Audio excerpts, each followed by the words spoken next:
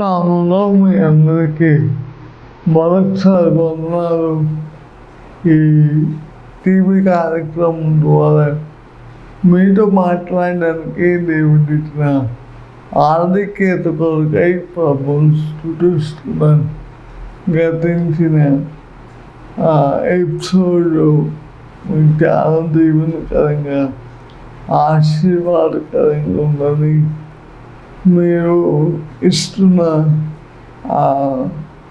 ప్రోత్సాహాన్ని బట్టి దేవునికి మహిమ కలుగుగాక. ఈరోజు కూడా మరొక అంశంతో మీ మధ్యకి రావడానికి దేవుడు నాకు ఎంతగానో సహాయాన్ని చేస్తున్నాడు. రండి, ఈనాటి ధ్యానం కొరకై దేవుని వాక్యం నుండి యోహాను సువార్త 14వ అధ్యాయం 26వ వచనాన్ని చదువుదాం. ఆదరణకర్త అనగా తండ్రి నామమున పంపబోవు సమస్తమును మీకు బోధించి నేను మీతో చెప్పిన సంగతులన్నిటినీ మీకు జ్ఞాపకం చేయను. ఈ మాట మనం ఆలోచిద్దాం. ఆదరణకర్త అనగా నా నామమున పంపబోవు పరిశుద్ధాత్మ. ఈరోజు మనం ధ్యానించబోయే అంశం ఏంటంటే పరిశుద్ధాత్మ. ఈరోజు చాలామందికి పరిశుద్ధాత్మ మీద భిన్నాభిప్రాయాలు ఉన్నాయి.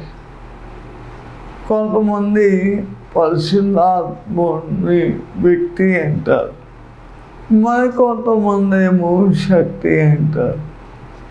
కానీ బైబిల్ ఏం చెప్తుంది? అసలు పరిశుద్ధాత్మ అంటే ఏంటి, పరిశుద్ధాత్ముడు అంటే ఏంటి అనే వ్యత్యాసాన్ని ఈ అంశం ద్వారా మనం నేర్చుకుందాం. యేసు ప్రభువారు పరిశుద్ధాత్మ దేవుని పరిచయం చేస్తూ అన్నాడు. నెంబర్ 1, ఆదరణకర్త అనగా నా నామమున పంపబోవు పరిశుద్ధాత్మ. ఆదరణకర్త అన్నాడు, పరిశుద్ధాత్మ అన్నాడు. అంటే యేసు ప్రభు పరిశుద్ధాత్మని పరిచయం చేయడం ఎలా చేశాడంటే, ఒకటి వ్యక్తిగా చేశాడు, 2 శక్తిగా చేశాడు.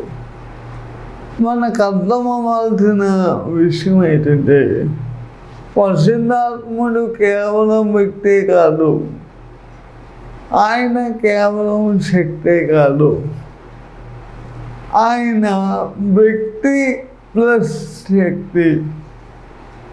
ఆయన వ్యక్తిగా ఉన్నాడు కొన్ని సందర్భాల్లో, కొన్ని సందర్భాల్లో శక్తిగా కూడా ఉన్నాడు అనే విషయాన్ని బైబిల్ మనకు తేటతెల్లంగా చెప్తుంది. ఈ మొదటి ఎపిసోడ్లో ఈ పరిశుద్ధాత్మ గురించి ధ్యానించే ఈ మొదటి ఎపిసోడ్లో ఆయన వ్యక్తి అని మీకు చెప్తాను. వ్యక్తిలో ఉండే లక్షణాలు ఏంటో, పరిశుద్ధాత్మ దేవుడు శక్తి అన్నాను, వ్యక్తి అన్నాను. ఈ ఎపిసోడ్లో ఆయన వ్యక్తిగా మీకు పరిచయం చేస్తారు. చూడండి, అదే యోహాను సువార్త 16వ అధ్యాయం 15వ వచనం. అయితే నేను మీతో సత్యమును చెప్పుచున్నాను, నేను వెళ్ళిపోవడం వలన మీకు ప్రయోజనకరము. నేను వెళ్ళిన ఆదరణకర్త మీ యొద్దకు రాడు, నేను వెళ్ళిన ఆయనను మీ యొద్దకు పంపుదును.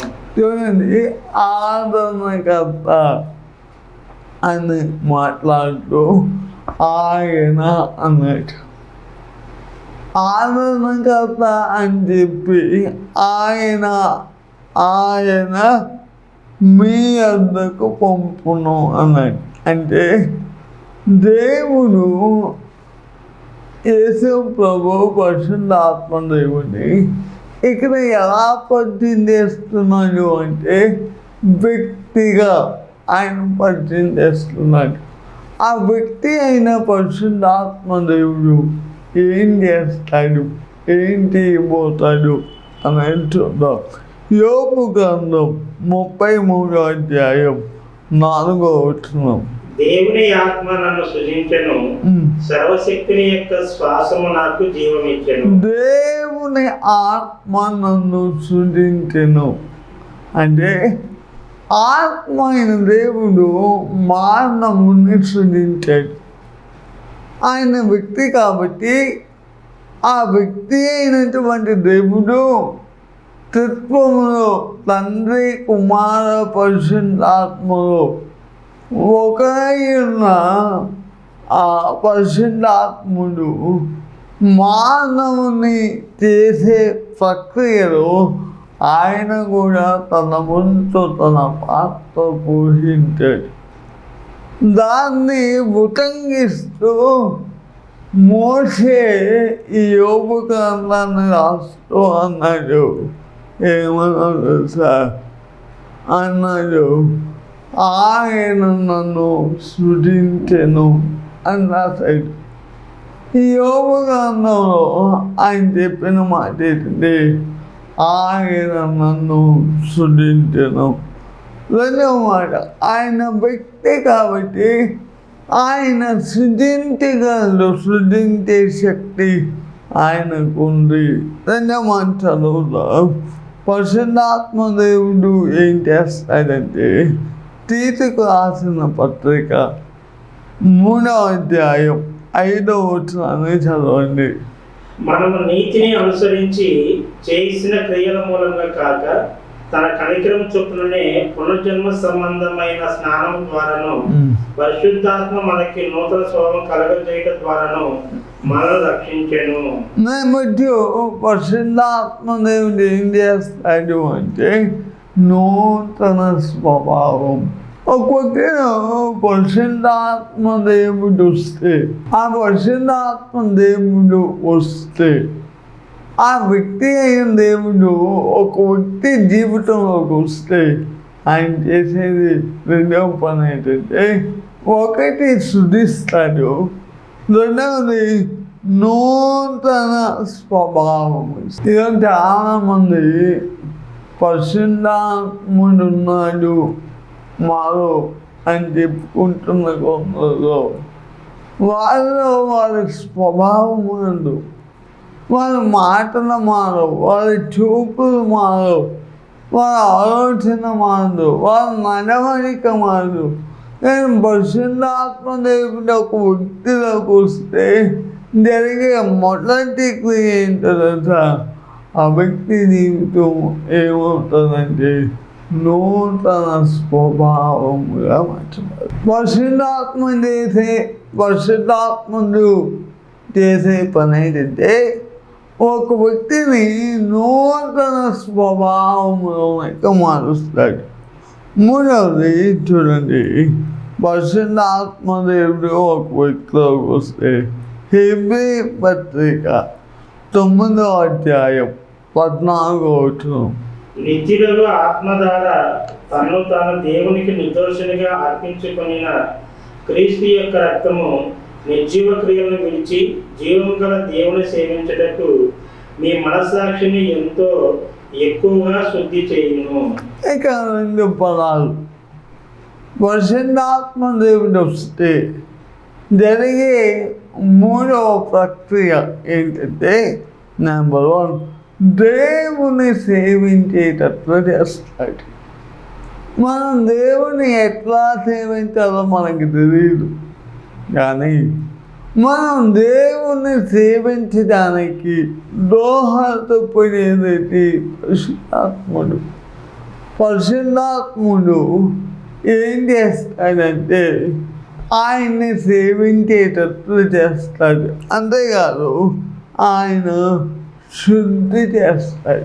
మనలో ఉన్న పాపాన్ని, మనలో ఉన్న అపరాధాన్ని, మనలో ఉన్న శాపాన్ని కడిగి మనల్ని శుద్ధీకరించేది ఎవరు అంటే పరిశుద్ధాత్మ. ఇవి పరిశుద్ధాత్ముడు చేసే పనులు. ఇంకా చూద్దాం, యెషయా పుస్తకం 11వ అధ్యాయం 2వ వచనం. యెహోవా ఆత్మ జ్ఞాన వివేకములకు ఆధారములకు ఆత్మ, ఆలోచన బలములకు ఆధారములకు ఆత్మ, తెలివిని ఎక్కువ ఎడల భయభక్తులను పుట్టించు ఆత్మ.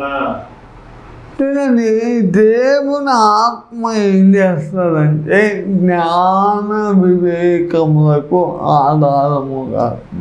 ఈరోజు ఆత్మ ఉందని చెప్తున్నారు, కానీ ఆత్మ ఉన్నవారు జ్ఞానం లేని పనులే చేస్తున్నారు. ఈరోజు ఆత్మ పేరు చెప్పి, పరిశుద్ధాత్మని పేరు చెప్పి పిచ్చి పిచ్చి పనులన్నీ చేస్తున్నారు. కారణం, వాళ్ళు ఉన్న ఆత్మ సరైన ఆత్మన, జ్ఞాన వివేకములకు ఆధారముగా ఆత్మ. ఈరోజు జ్ఞానం లేదండి. దేవుడు పరిశుద్ధాత్ముడున్నాడు అని చెప్పుకుంటున్నాం, కానీ పరిశుద్ధాత్ముడున్న వ్యక్తి ఎలా ఉంటాడు? ఎలా పడితే అలా ఉంటాడా? ఏది పడుతుంది మాట్లాడతాడా? ఏ విధం పడితే ఆ విధంగా జీవిస్తాడా? ఏంటండి ఇవన్నీ? పరిశుద్ధాత్ముంటే నెంబర్ 1 జ్ఞాన వివేకములకు ఆధారముగా ఆత్మ. 2 ఆలోచన బలమునకు ఆధారం. ఆలోచన, మనం ఏం చేస్తున్నామో మనకు తెలియజేసేది ఎవరో తెలుసా? పరిశుద్ధాత్ముడు. ఈరోజు విచిత్రం, కొంతమంది ఏం చేస్తున్నారో వారికే తెలియట్లేదు. కారణం, వాళ్ళు పరిశుద్ధాత్మ దేవుడు లేడు. పరిశుద్ధాత్మ దేవుడు ఉంటే వాడు ఏం చేస్తాడో వాళ్ళకి తెలుస్తుంది. కారణం, ఆయన తెలివిని పుట్టిస్తాడు. 3వది భయభక్తులు. ప్రస్తుతం క్రైస్తవ్యంలో లేని భయం. దేవుడు అంటే భయం లేదు, దేవుడు అంటే భక్తి లేదు. పైకే భక్తి, పైకే భయాన్ని నటిస్తున్నాం తప్ప భక్తిని, భయాన్ని కనుపట్టలేకపోతున్నాం. కారణం, పరిశుద్ధాత్మ దేవుడు మన జీవితాల్లో లేదు కాబట్టి. ఒక వ్యక్తి జీవితంలో పరిశుద్ధాత్ముడు ఉంటే ఆ వ్యక్తి జీవితంలో ఇవన్నీ జరుగుతాయి. ఇవన్నీ లేవు అంటే ఖచ్చితంగా నేను చెప్పగలను, ఆ వ్యక్తి జీవితంలో పరిశుద్ధాత్మ దేవుడు లేడు. ఇంకా చూడండి, చాలా విషయాలు ఉన్నాయి, కానీ త్వరగా నేను కొన్ని మాటలు చెప్తాను. చూడండి, యోహాను సువార్త 3వ అధ్యాయం 34. ఏలయనగా దేవుడు తన పంపిన వారికి కొలత లేకుండా ఆత్మ అనుగ్రహించును, కనుక ఆయన దేవుని మాటలే పలుకును. ఏం పలుకుతాయి? ఏదో ఇష్టం అంటూ మాటలు మాట్లాడతాగా. నిజంగా ఒక వ్యక్తి దేవుడు ఒక వ్యక్తిలో పరిశుద్ధాత్మ దేవుడు ఉంటే ఆ వ్యక్తి ఏం చేస్తాడంటే దేవుని మాటలు పలుకుతాడు. పరిశుద్ధాత్మ దేవుడు ఒక వ్యక్తిలో ఉన్నాయనుకో, ఆ వ్యక్తి ఏ మాటలు పడితే ఆ మాటలు మాట్లాడు. ఆ వ్యక్తి దేవుని మాటలు మాట్లాడతాడు, దైవ సంబంధమైన మాటలు మాట్లాడతాడు. అంతేకాదు, పరిశుద్ధాత్మ దేవుడు ఇంకేం చేస్తాడు? 16వ అధ్యాయం 88. ఆయన వచ్చి పాపమును గూర్చి నీతిని గూర్చి తీర్పును గూర్చి లోకమును ఒప్పుకొనజేయును. ఏం చేస్తాడంటే ఒప్పిస్తాడు. 88 కాదు, 8. ఆయన వచ్చి పరిశుద్ధాత్మ దేవుడు ఒక వ్యక్తిలో ఉంటే ఆ వ్యక్తి పాపం చేయడు. కారణం, ఆయన ఏం చేస్తాడంటే ఆ పాపము గురించి ఒప్పుకుంటాడు. నువ్వు వెళ్ళేది తప్పు, నువ్వు వెళ్ళే త్రోవ సరైంది కాదు, నువ్వు నివసించే స్థలం సరైంది కాదు, నువ్వు మాట్లాడే విధానం సరైంది కాదు. ఎవరు చెప్తారు? ఒక వ్యక్తిలో పరిశుద్ధ ఆత్మదేవుడు ఉంటే ఉన్న పరిశుద్ధ ఆత్మదేవుడు చెప్పే మాటలు. అంతేకాదు నీతిని కూర్చి ఒప్పింపజేస్తారు. అంతేకాదు పరిశుద్ధ ఆత్మదేవుడు ఇంకేం చేస్తాడు అంటే రోమపత్రిక 8వ అధ్యాయం 14వ వచనం చదవండి.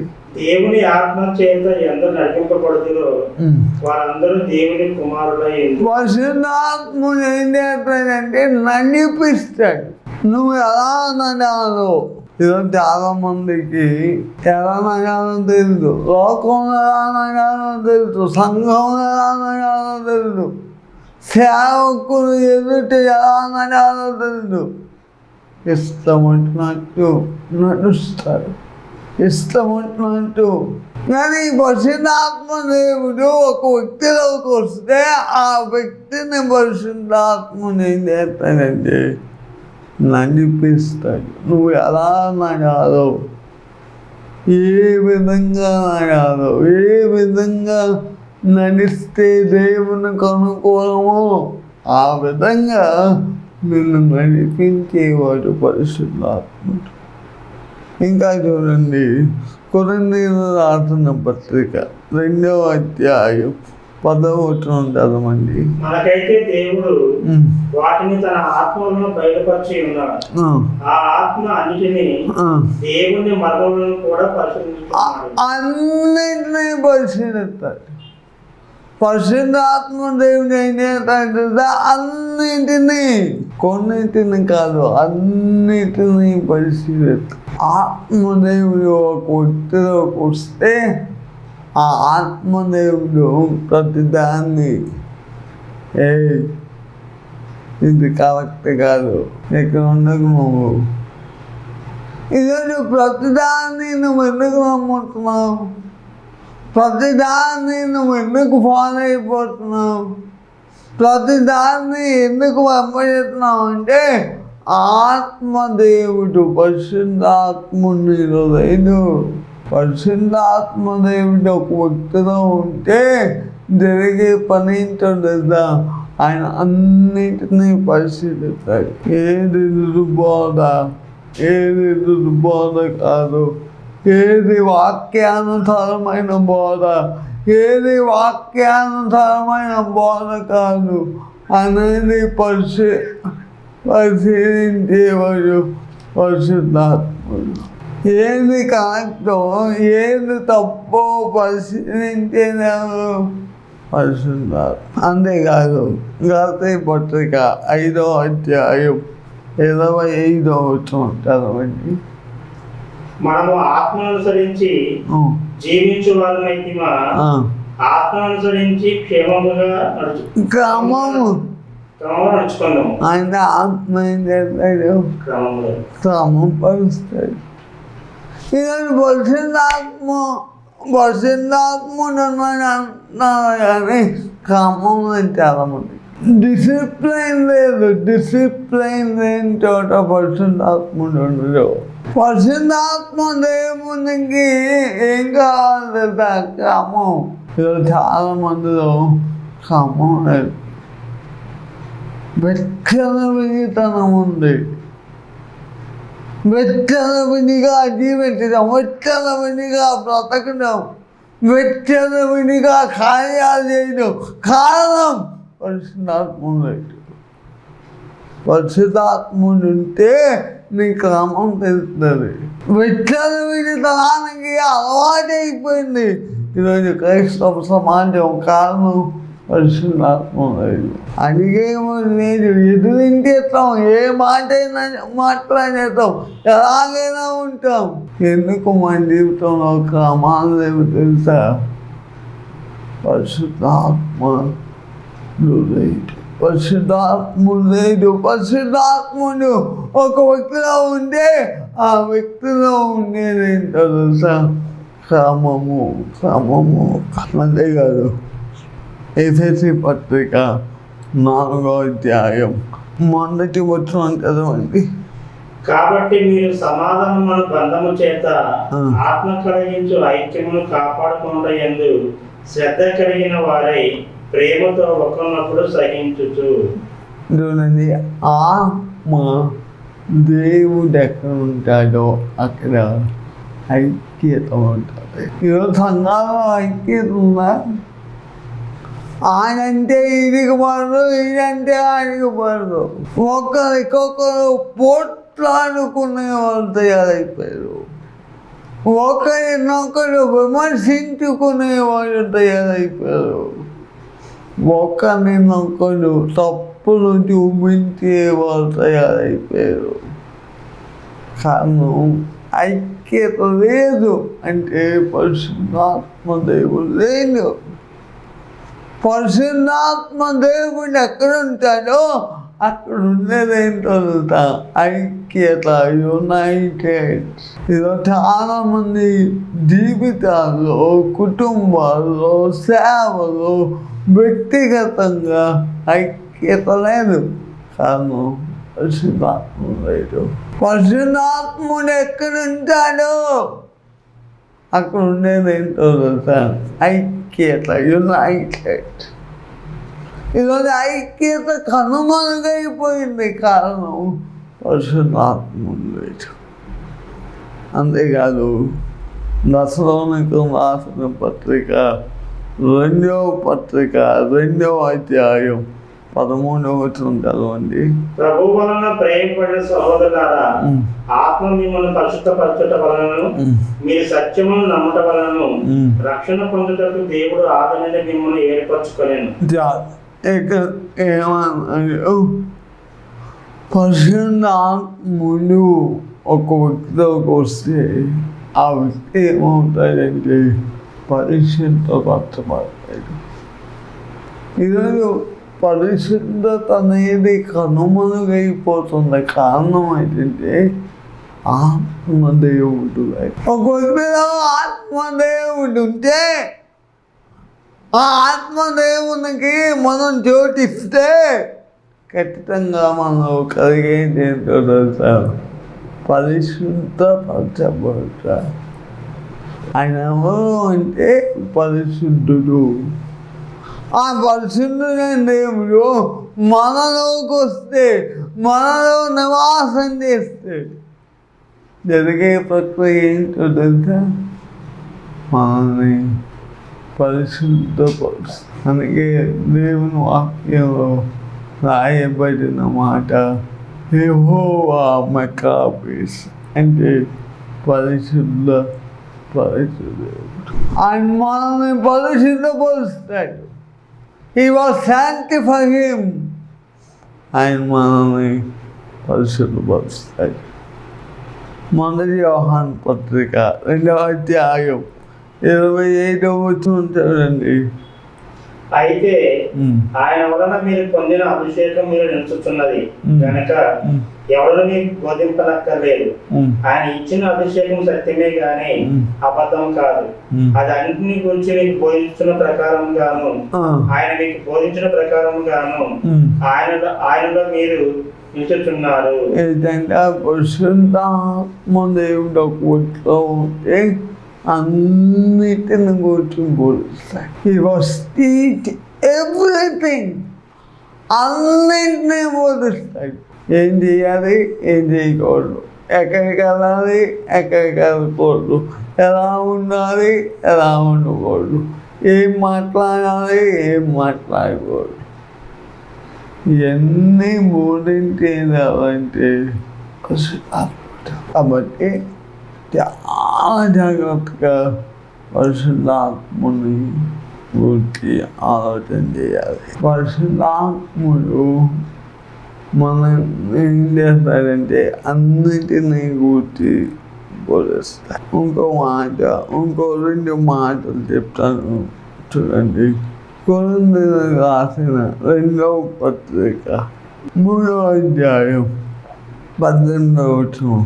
మనమందరమును ముసుగులేని ముఖముతో ప్రభు యొక్క మహిమను అర్థం వల్ల ప్రతిఫలింప చేయించు మహిమ నుండి అధిక మహిమను పొందుచు ప్రభువుకు ఆత్మ చేత ఆ పోలికగానే మార్చబడుచున్నాము. పరిశుద్ధాత్మ దేవుడు ఇక్కడికి వస్తే జరిగే ప్రక్రియ ఏంటంటే ఏసయ్యలాగా మనం ఆ పోలికలోనికి ఎవరైతే పరిశుద్ధాత్మను పొందుతారో మరి ఏమవుతారంటే ఏసయ్య పోలికలోనికి మార్చబడతారు. నువ్వు పరిశుద్ధాత్మ దేవుడు లేకపోతే ఆ వ్యక్తి ఏసయ్య పోలికలోనికి మార్చబడలేడు. చివరకు ఒక మాట చదువుగా యోహాను సువార్త 16వ అధ్యాయం 13వ వచనం. అయితే ఆయన అనగా సత్య స్వరూపమైన ఆత్మ వచ్చినప్పుడు మిమ్మల్ని సర్వసత్యంలోనికి నడిపించండి. ఏం చేస్తాడంట? సర్వసత్యం. ఈరోజు చాలా మంది అంటారు మాదే సర్వసత్యం అండి అంటారు. సర్వసత్యం లోనికి నడిపించేది పరిశుద్ధాత్ముడు. మాది సర్వసత్యం, మేము చెప్పిందే వేదం, మేము చెప్పిందే సత్యం. ఎవరు చెప్పాడు? ఆయన మనల్ని సర్వసత్యంలో నడిపిస్తాడు. అంతేకాదు, చదవండి. ఆయన తనంతట తాను ఏమీ బోధింపక వేటిని వినును వాటిని బోధించి సంభవింపబో సంగతులను మీకు తెలియజేయను. పరిశుద్ధాత్మ దేవుడు కొత్త బోధన చేయదు.